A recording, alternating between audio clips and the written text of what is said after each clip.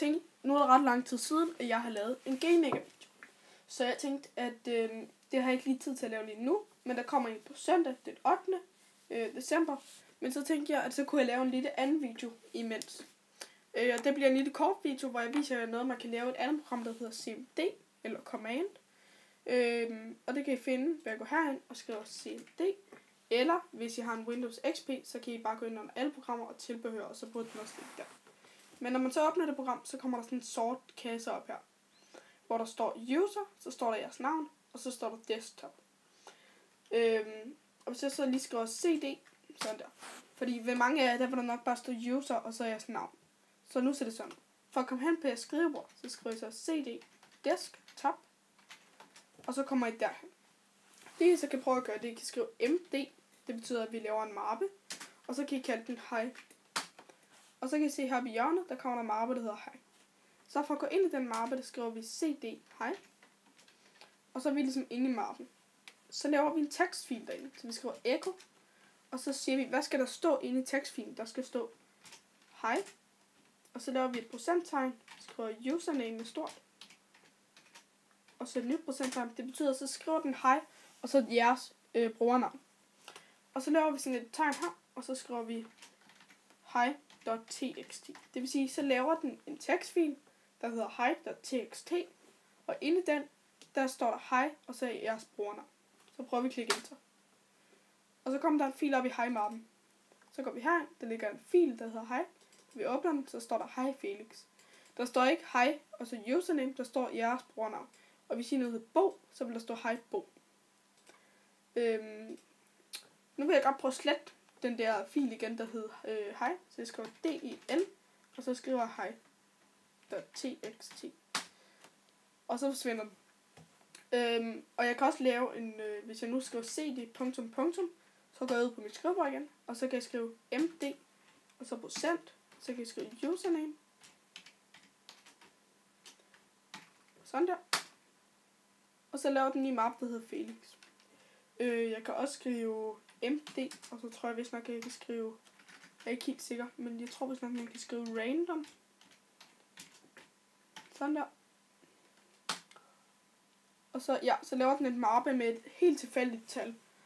Og hvis jeg skriver md igen, og skriver random, så finder den på et helt andet tal. Men jeg trykker lige delete, og så skriver jeg Felix. Og så laver jeg 2 og-tegn. Så skriver jeg hej. Nej, delete hej. Og så spørger den, er du sikker på, om du vil fjerne det her? Og det gør den, fordi det er mapper. Og så spørger den, om så siger den, at jeg skal skrive J eller N. Men problemet er, hvis jeg skriver J, så sker der ikke noget. Jeg tror, det er en fejl på min computer. Jeg ved ikke helt, hvorfor den ikke gør det. Men I kan bare slette dem her.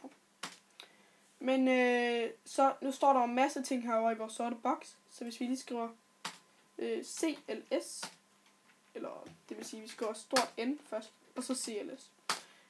Så forsvinder alt det her halløjser, og så kan vi lave en ny tekstfil. Og vi kan bare sige echo. Så den der, og så kalder vi den username. Sådan der. Og så siger vi .txt. Og så kommer der en ny tekstfil, der hedder Felix. Vi kan også lige prøve at slette den igen. Og det vi så kan gøre, det er, for eksempel hvis vi skriver md Felix, og så skriver vi og md Felix 2, så burde den lave 2 mapper, en der hedder Felix, og en der hedder Felix 2.